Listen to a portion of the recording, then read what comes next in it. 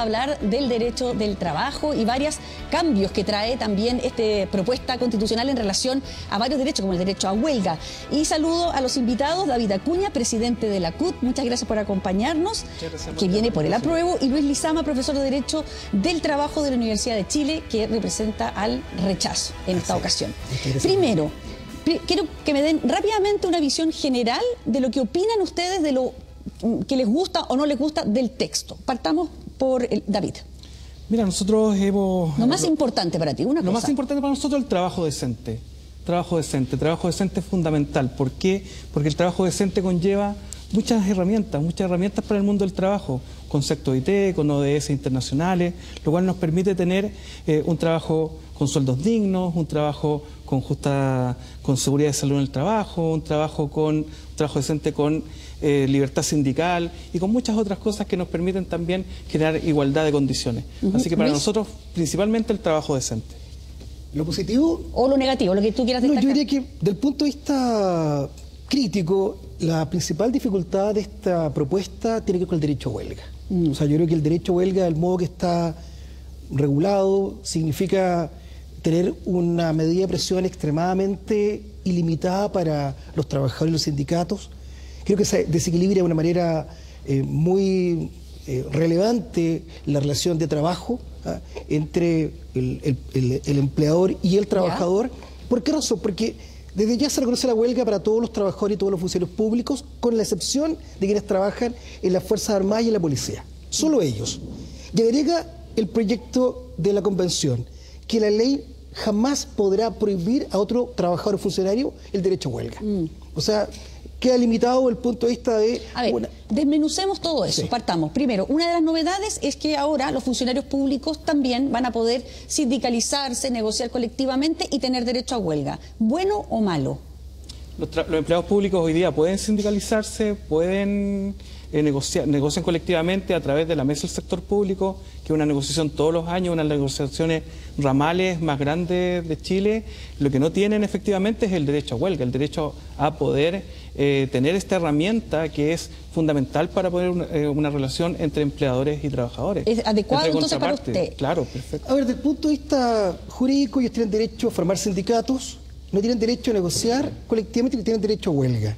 Ahora, en la práctica la hacen efectiva, como señala David, y correctamente, la ANEF negocia anualmente con el gobierno los aumentos salariales del sector público, y claro, las huelgas se efectúan también de facto. ¿Y eso no va a tener un problema, por ejemplo, para el ciudadano que necesita acceder a un servicio determinado? Es que ese es el tema. Yo diría que la principal dificultad es la siguiente, es pensar en que hoy, en la actualidad, sin derecho a hacer efectiva la huelga, quienes más huelga hacen son los empleados públicos.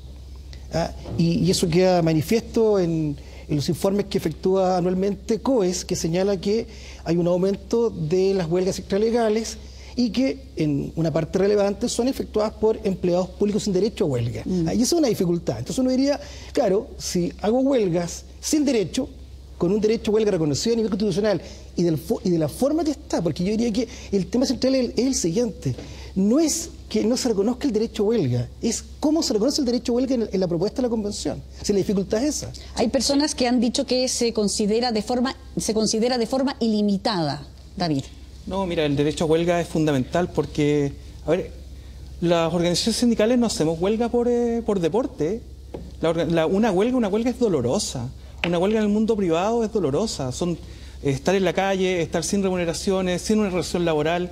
Entonces es por pelear por mejores derechos laborales, es por pelear por un poquito más. Eso que no te quieren entregar nos permite, la herramienta de la huelga nos permite generar efectivamente eso. No es un deporte hacer huelga, es una necesidad de los trabajadores. Es la única herramienta que nosotros tenemos para poder también equiparar las condiciones con los empleadores. Efectivamente, en el mundo público, hoy día es la mesa del sector público, la que negocia también bajo el alero de la Central Unitaria de Trabajadores, efectivamente todos los años hay una negociación. Insisto, es la negociación colectiva ramal más grande, donde no solamente se negocia la ANEF o los empleados públicos directos, también trabajan los funcionarios, trabajan los funcionarios de salud, universidades estatales. Entonces hay un sinfín de mundos de los empleados públicos. Quiero decir que también hay distintos mundos en el empleo público. Están los trabajadores centralizados, los descentralizados, también los que trabajan directamente con el Estado. Entonces, efectivamente, también hay distintos niveles de remuneración, también existe mucha precariedad en el Estado. Entonces, efectivamente, uno de los peores empleadores es el Estado, a través también de la alta subcontratación o prestaciones de servicio a través de los honorarios. Entonces, lo que yo quiero dejar en énfasis es que la huelga para nosotros los trabajadores es una herramienta. Ya. La Constitución también establece una remuneración justa y suficiente. ¿Cómo se puede establecer ese concepto? Precisamente por lo que tú me decías, cuando se lucha con una huelga por mejores salarios. Efectivamente, porque nosotros luchamos por remuneraciones justas y suficientes. Mira, una de las preguntas que salía ahí dentro de la presentación decía la participación de los trabajadores dentro de los directorios. Nosotros como trabajadores queremos que a la empresa le vaya bien, pero sí queremos que a la empresa nos retribuya justamente, que retribuya nuestro esfuerzo, que retribuya nuestro compromiso, porque los trabajadores somos responsables. Los trabajadores queremos... ¿Cómo se establece? Queremos que efectivamente sabemos dónde están las falencias, sabemos dónde están las oportunidades, entonces efectivamente queremos esta equidad. ¿Cómo se puede establecer? A través de las relaciones laborales, a través de un buen diálogo social, de poder tener las herramientas necesarias para poder establecer estas relaciones equitativas. Luis. A ver, el concepto del modo que está propuesto por la Convención es un derecho a los trabajadores a una reparación justa, suficiente y equitativa, dice. De modo tal que eso debiera ser objeto de una política pública y probablemente una regulación legal. Pero evidentemente que es un concepto abierto que va a tener que ser integrado por el legislador. Ahora, yo quisiera sí destacar en este sentido que aparece un nuevo concepto en materia de remuneración, del derecho a igual remuneración por igual valor de trabajo, igual valor.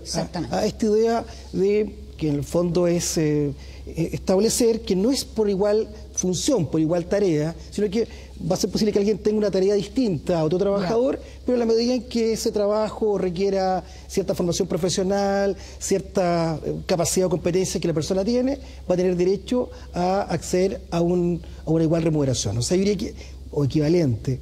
Ahí hay un concepto bastante más delineado, pero del punto de vista, digamos, jurídico, lo demás va a ser integrado por el juez, o sea, no hay una definición muy clara. No hay una definición clara. Bueno, avancemos ya a otro artículo, o sea, el mismo artículo, el 47, pero el número 6, donde dice que la Constitución garantiza el derecho a huelga de las trabajadoras, trabajadores y organizaciones sindicales, que podrán hacerlo en el ámbito de intereses, las organizaciones sindicales decidirán el ámbito de intereses que se defenderán a través de ella, y que no podrán ser limitados por la ley. Es decir, lo que dicen los críticos es que en realidad podrían hacer huelga por cualquier cosa y no solamente temas relacionados en la relación con la empresa.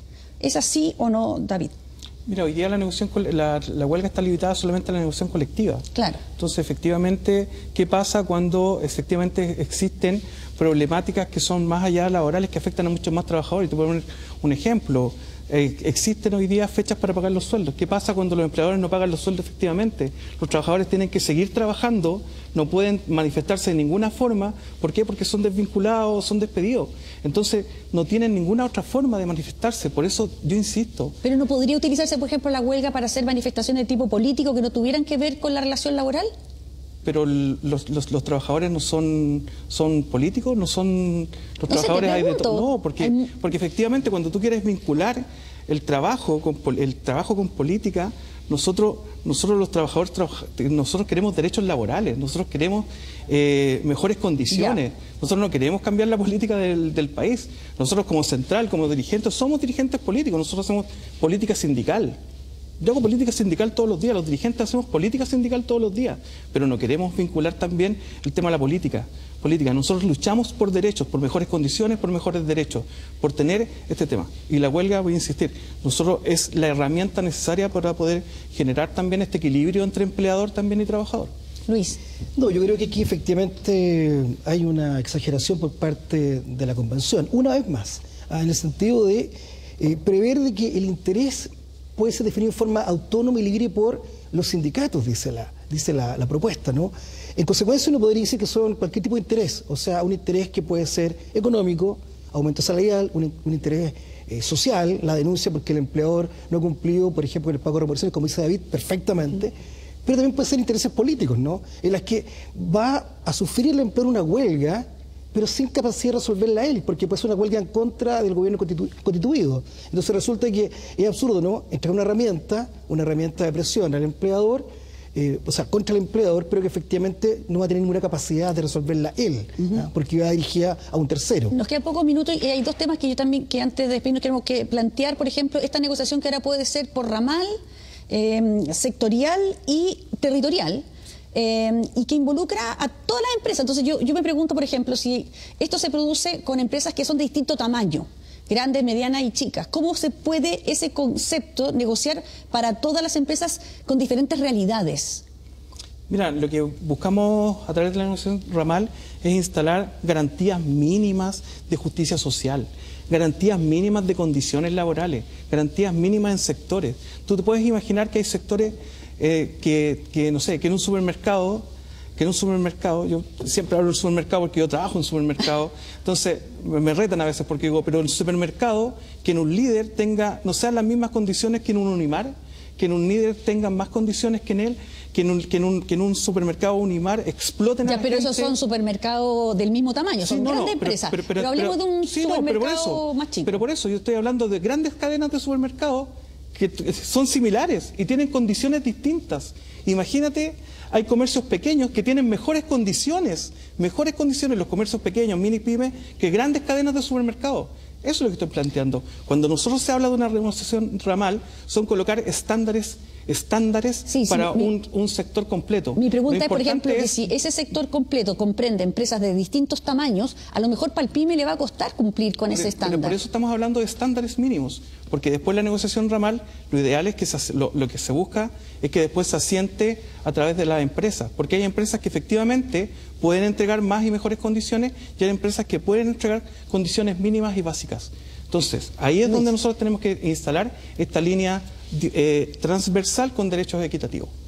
Bueno, aquí también hay una suerte como de refundación del modo en que se negocia colectivamente en Chile, que ha sido tradicionalmente en la empresa, en forma deslocalizada, en forma, digamos, descentralizada. Se negocia por empresa, en la idea de que los trabajadores negocien con el empleador conforme los gastos que tiene, sus costos de producción, y evitar justamente lo que tú planteas, ¿no? La posibilidad que una empresa más grande pueda definir condiciones monopólicas y imponerle tarifas a los más pequeños que los dejen fuera de mercado. Por eso yo diría que efectivamente aquí también hay una innovación que tampoco se entiende mucho, porque la única vez en que en Chile hubo una forma en que se negoció estilo ramal fue durante 10 años, cuando había comisiones paritarias que fijaban, como dice David, tarifas aplicables a un sector de la actividad económica. Pero en Chile, en forma tradicional, desde que hay Código del Trabajo, en la década del 20 del siglo pasado, van a cumplirse 100 años en los 2 próximos años, se negoció en forma descentralizada. Entonces esta innovación, no sé si tiene mucho sentido con la cultura nacional, que además el trabajador se agrupa en torno a su sindicato o empresa. Ahí está. Ya. Última pregunta y 10 segundos, porque no tengo más tiempo. ¿Esto va a ayudar a mejorar o no la conflictividad en las relaciones laborales? Mira, nosotros con toda esta herramienta apuntamos básicamente al tema del diálogo social. Aquí es fundamental el diálogo social, el diálogo de las contrapartes y poner en una manera equitativa también las herramientas. Nosotros necesitamos herramientas para poder tener paridad con los empleadores. Entonces, todo lo que comprende del artículo 46 al 50, nosotros creemos que es bueno para poder avanzar, porque a los sindicalistas nos cuesta, a los trabajadores nos cuesta avanzar. Entonces hoy día creemos que podemos tener, o entendemos, y estamos convencidos que vamos a tener las herramientas para poder avanzar y establecer estos pisos mínimos de justicia social. Luis, yo creo que 10 segunditos. Yo creo que al revés, porque lo que hace el Estado se retira de la relación de trabajo, le entrega al sindicato y a los trabajadores el derecho a huelga ilimitado, casi absoluto. En consecuencia, el tema es decirle, mire, acá el laissez-faire, o sea, esto es la mano invisible del mercado va a regular estas relaciones y en consecuencia vamos a dotar a los trabajadores de una herramienta de presión muy potente como es la huelga para persuadir a los empleadores que negocian el nivel que les parezca a los trabajadores y consigan las condiciones que les parezcan más adecuadas. O sea, esto significa incorporar un elemento de conflictividad muy aguda en la sociedad chilena y que además yo lo que echo de menos en esta propuesta es haber establecido, por ejemplo, un Consejo Económico Social en la cual hubieran estado representados los trabajadores, los empleadores y el gobierno, digamos, para tener una mirada compartida del tema laboral y mirar con una perspectiva, digamos, más armónica y de acuerdo, digamos, lo relevante, porque si no hay trabajo no hay ninguna posibilidad de ejercer los derechos sindicales. Muy bien, muchas gracias a David Acuña, presidente de la CUT, y a Luis Lizama. Muchas gracias, que estén muy bien.